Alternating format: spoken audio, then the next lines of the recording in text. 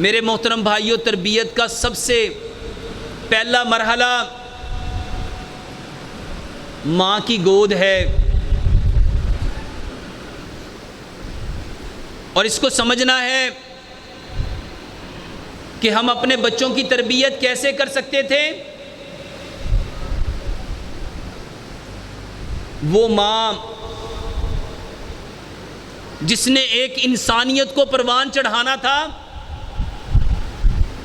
वो माँ जिसने इस कायनात के अंदर आने वाले बच्चे की आबियारी करनी थी। मेरे मोहतरम भाइयों, सबसे पहले ये जानना है कि हम बच्चों को जितना कसूरवार ठहरा रहे हैं, जितनी ब्लेम गेमिंग बच्चों के हवाले से हम कर रहे हैं, उनके बिगड़ने के पीछे, उनके बिगाड़ के पीछे जो एक्चुअल फैक्टर्स हैं, उनमें से एक बहुत बड़ा फैक्टर माँ की तरबियत का ना होना। इस बात को साइंटिफिकली समझिए। माँ का जो जीन्स होगा, माँ का जो डीएनए होगा, बच्चे का डीएनए भी सेम वैसा ही डेवलप होना है। अब माँ ने जो देखा, जो बोला, जो सुना, जो चाहा, जो माँ सारी ज़िंदगी करती रही, मेरे मोहतरम भाइयों, वही माँ का डीएनए है। 70% जो प्यारे पैगंबर जनाब मोहम्मद सल्लल्लाहु अलैहि वसल्लम ने राइट दिया था। जब सहाबी ने पूछा, अल्लाह के नबी सल्लल्लाहु अलैहि वसल्लम, मुझ पे सबसे ज़्यादा हक किसका है? तो नबी सल्लल्लाहु अलैहि वसल्लम ने क्या फरमाया? तेरी माँ का। फरमाया उसके बाद किसका हक है? फरमाया तेरी माँ का। फरमाया उसके बाद? फरमाया तेरी माँ का। चौथी बार जब उस सहाबी ने पूछा, अल्लाह के नबी सल्लल्लाहु अलैहि वसल्लम, उसके बाद? फरमाया तेरे बाप का। मेरे मोहतरम भाइयों, इस बात को समझना है कि बच्चा जिस माँ की गोद में 9 महीने के लिए परवान चढ़ने के लिए, जहाँ उस बच्चे की पूरी बॉडी ने डेवलप होना है, जहाँ हमें फ़िक्र होती है बच्चा सेहतमंद होना चाहिए, उसकी हड्डियाँ मजबूत होनी चाहिए, उसके पट्ठे मजबूत होने चाहिए, उसके अंदर विटामिन का लेवल, कार्ब्स का लेवल, प्रोटीन का लेवल, फैट का लेवल पूरा होना चाहिए। ईमानदारी से बताओ, क्या कभी हमने सोचा कि वहाँ पे हमने ये जाना हो कि वहाँ बच्चे के ज़हनियत का लेवल क्या होना चाहिए था, उसकी मेंटालिटी, उसकी सोच का लेवल क्या होना चाहिए था? जो माँ देख रही है वही बच्चे के डीएनए बन रहा है। माँ ने जब कंसीव किया, उस वक्त माँ ने क्या देखा? माँ ने क्या सुना? वो 9 महीने जो बच्चा माँ के पेट में डेवलप हो रहा है, उसका ब्रेन एक एक चीज़ को अंडरस्टैंड कर रहा है। माँ जो देख रही है, माँ जो बोल रही है, माँ जो खा रही है, माँ जो पी रही है, जो माँ के इमोशंस हैं, फीलिंग्स हैं, डिज़ायर्स हैं, वो सारे के सारे बच्चे के डीएनए में ट्रांसफ़र हो रहे हैं। उस वक्त हमें अपनी बेटियों की तरबियत क्या करनी चाहिए थी?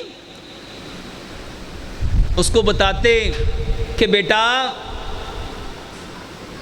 ये जो तूने कंसीव किया है ना, ये पूरी इंसानियत है।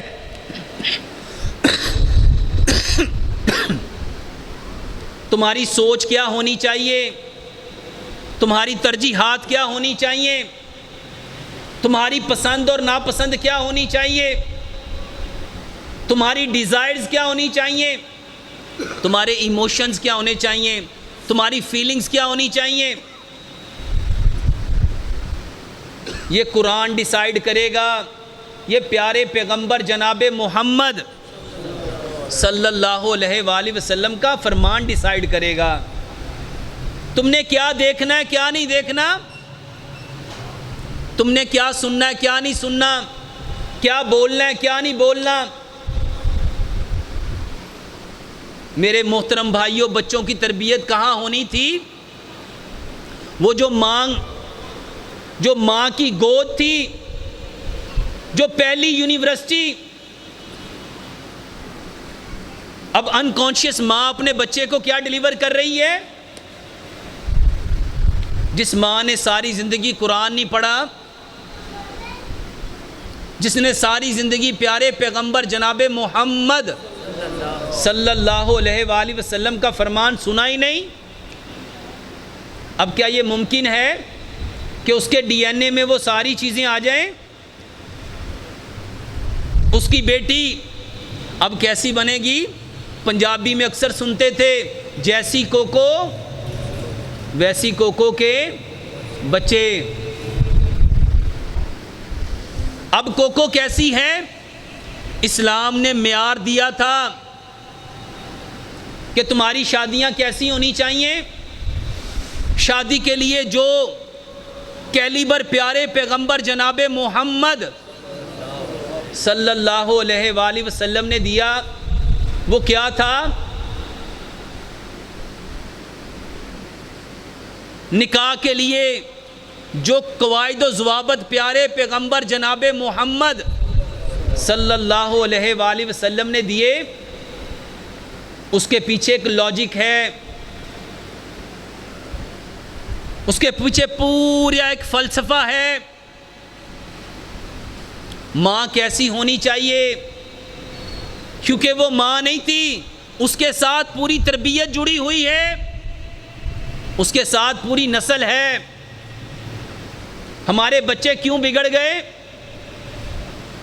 आज माएँ क्या देख रही हैं? इधर माँ कंसीव करती है, उसके मूड, उसके मिजाज, उसकी फीलिंग्स, उसके इमोशंस। मेरे मोहतरम भाइयों और बहनों, इन बातों को समझना, इन बातों को जानना कि बच्चों की सबसे ज़्यादा तरबियत कहाँ थी? जब माँ ने कंसीव किया, उसको माँ बताती बेटा सब्र कैसे करना है, बर्दाश्त कैसे करना है। उसको बताते शैतान तुम्हारा दुश्मन है, अब वो तुम्हें बहकाएगा, तुम्हें गुमराह करेगा, क्योंकि वो जान चुका है एक नई इंसानियत मार्ज़े वजूद में आ रही है।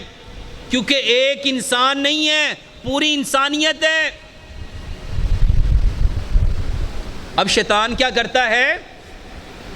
मेरे मोहतरम भाइयों और बहनों, माँ जैसे कंसीव करती हैं, उसको जो चीज़ें खानी चाहिए उसकी तरफ दिल ही नहीं जाता। नौजिया, वॉमिटिंग, और डॉक्टरों ने एक नया सबक पढ़ा दिया, ये हार्मोन इनबैलेंस होते हैं ना, उस वजह से हार्मोन इनबैलेंस हो गए। मेरे मोहतरम भाई और बहनों, उसको उस वक्त उस बहन को बताना था, उस बेटी को बताना था कि तुम्हारी तबीयत इसलिए ख़राब हो रही है कि शैतान नहीं चाहता कि बच्चे की तरबियत बेहतरीन हो। जब तुम्हारा डाइट प्लान अच्छा नहीं होगा तो बताओ बच्चा सेहतमंद कैसे होगा? जब माँ का अपना दिल चाहेगा कि मैं मट्टी खाऊं, मैं कोयला खाऊं, मैं कागज़ खाऊं, मैं गाची खाऊं, मैं चिकनी मिट्टी खाऊं, मेरे मोहतरम भाइयों और बहनों, उस वक्त बताना था असल सबब कहाँ है, असल ख़राबी कहाँ है। तकदीर को जो चीज़ बदलती वो दुआ है। जब कंसीव किया उस वक्त अपने रब के साथ जुड़ना था। मेरे मोहतरम भाइयों और बहनों, इस्लाम मुकम्मल ज़ाब्ता हयात है, completely way of life, code of life, path of life. बच्चों की तरबियत के हवाले से माँ की तरबियत सबसे पहले ज़रूरी थी। माँ और बाप को सबसे पहले अपनी बेटी की तरबियत करनी थी, उसकी जहन साजी करनी थी, उसकी माइंड ग्रूमिंग करनी थी।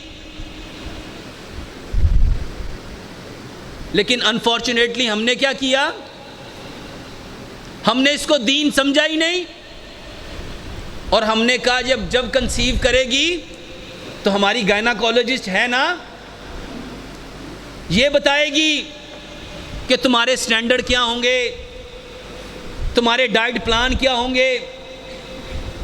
और बताओ वो डाइट प्लान क्या देती हैं? और डाइट प्लान तो ये होना चाहिए था, तुम फल खाओ, तुम सब्जियां खाओ, तुम ड्राई फ्रूट खाओ, तुम अजनास खाओ, जो रब ताला ने नेमतें पैदा की वो खाओ। और यहाँ पे डाइट प्लान चेंज, इसको CAC खिलाओ, कैल्शियम चाहिए ना।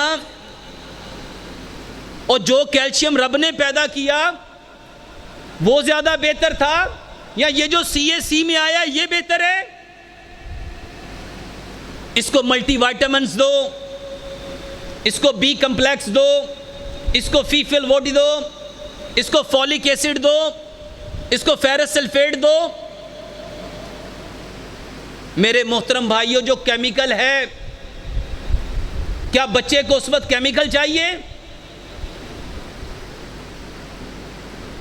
बच्चे की तरबियत, जब मां ने उसके साथ चीटिंग की, मां ने उसके साथ डॉजिंग की, जो बच्चे का राइट था, उसका राइट था कार्ब्स, उसको कार्बोहाइड्रेट देते, उसको प्रोटीन देते, उसको फैट देते, उसको विटामिन्स देते, उसको मिनरल्स देते, उसको इलेक्ट्रोलाइट्स देते। मगर कौन से?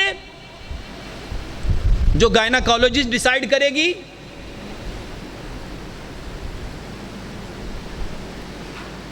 जो डिसाइड तुम्हारा रब करेगा वो देना था। और रब ने क्या डिसाइड किया?